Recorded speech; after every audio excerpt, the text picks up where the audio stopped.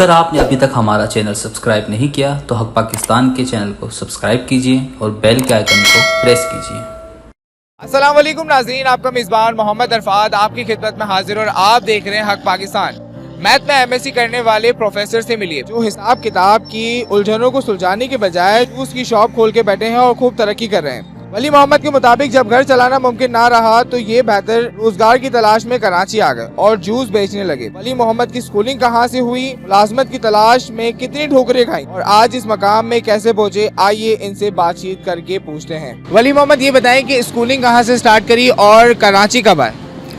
Schooling sir मेरा ये है कि मैट्रिक तक मेरा जो एजुकेशन है वो गिलगित से ही है, ठीक है, और देन एफएससी, बीएससी और मास्टर्स मेरा कराची से है। और कराची में मैं तो 2000 में आया था, उसके बाद 2008 में मास्टर्स के बाद मैं वापस चला गया, तो फिर 2011 में मैं वापस आया कराची। मुलाजमत के लिए कितनी ठोकरें खानी पड़ी? सर ये कि 2011 में जब मैं कराची आया तो बहुत ही मतलब टफ सिचुएशन था, क्योंकि मैंने ऑलरेडी मैं और मेरे मिसेस वो भी मैथमेटिक्स में मास्टर्स है, तो हम एक अच्छी जगह जॉब कर रहे थे दोनों, एक कॉलेज में थे, हम पढ़ा रहे थे। तो वो छोड़ के मैं कराची आया, यानी एक बहुत ही टफ़ डिसीजन था। माशाल्लाह सैलरी भी वहाँ अच्छा था, गांव में गिलगित में वो बिल्कुल सही था।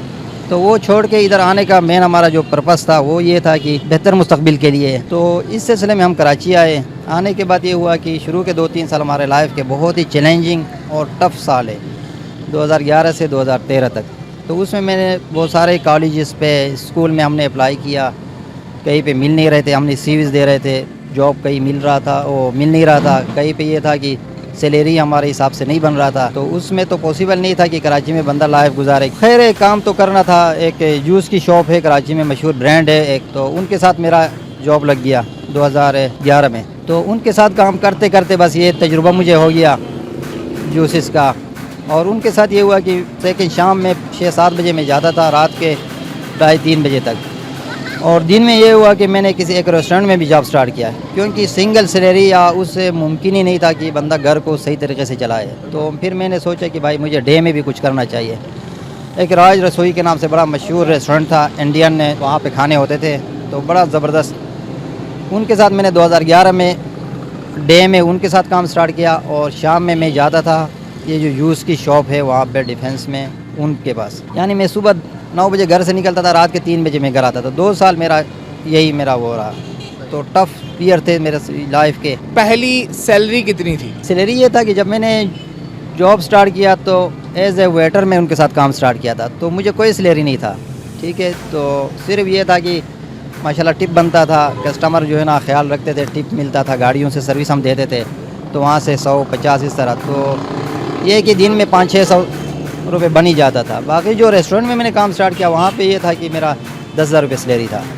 10,000 रुपये सैलरी से स्टार्ट किया और जब आप जूस को फ़रोग करते थे तब आपको सिर्फ टिप्स मिलती थी, और आज माशाल्लाह से 4 ब्रांचेस के मालिक हैं। मिस्टर जूस ही क्यों नाम रखा गया, कुछ और भी तो रख सकते थे?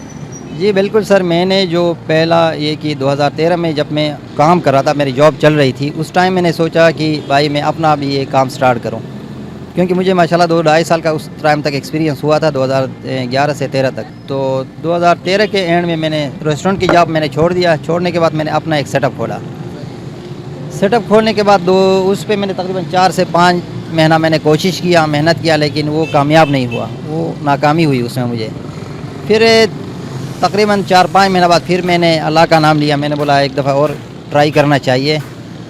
फिर मैंने एक ब्रांच खोला गार्डन में, तो अल्हम्दुलिल्लाह वो कामयाब रहा। मेरे भाई ने बहुत अच्छा उस पर काम किया, उसने अपना स्टडी छोड़ के उस पर टाइम दिया, तो हम दोनों ने मिल के उसको हमने कामयाब बनाए। आप जैसे बहुत सारे लोग ऐसे हैं जिन्होंने एमएससी किया हुआ है, एफएससी किया हुआ है, मास्टर्स की डिग्रियां हासिल की हुई हैं और घरों में बैठे हैं, नौकरी की तलाश कर रहे हैं, उनको आप क्या मैसेज कन्वे करेंगे? सर मैसेज तो ये है कि जो ग्रेजुएट होते हैं या मास्टर्स है जिनके पास डिग्रीज़ है, तो उनको मेरे ख्याल में गवर्नमेंट पे या दूसरे इस तरह के एनजीओज़ इदारों पे डिपेंडेंट नहीं होना चाहिए। गवर्नमेंट अभी इतने यूनिवर्सिटी से लड़के फारिग होते, किस चीज़ को जॉब मिलेगी गवर्नमेंट जॉब?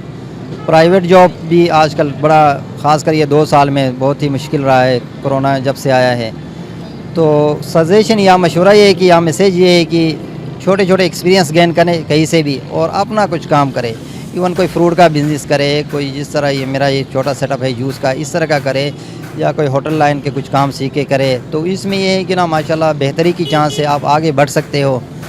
तो मशवरा यही है कि वो गवर्नमेंट पे या इदारों पे डिपेंडेंट नहीं बने, अपने लिए मतलब कुछ सीख के उसको अपने प्रैक्टिकल लाइफ पे अप्लाई करे और अपना कुछ छोटे मोटे बिजनेसेस करे और उसमें उनकी तरक्की होगी। जॉब में आपकी जो है ना तरक्की आपकी हद तक है, अगर आपका बिजनेस अच्छा चले तो आप कल को आपकी नस्ल भी उसी से फ़ायदा उठा सकते हैं। तो नाज़रीन, ये थे वली मोहम्मद जो कि गिलगित से कराची आए और कराची में पहली तनख्वाह 10,000 रुपये कमाई और आज माशाल्लाह से 4 ब्रांचेस के ऑनर हैं। इसी के साथ अपने मेज़बान को दें इजाज़त। देखते रहिए हक पाकिस्तान, पाकिस्तान जिंदाबाद।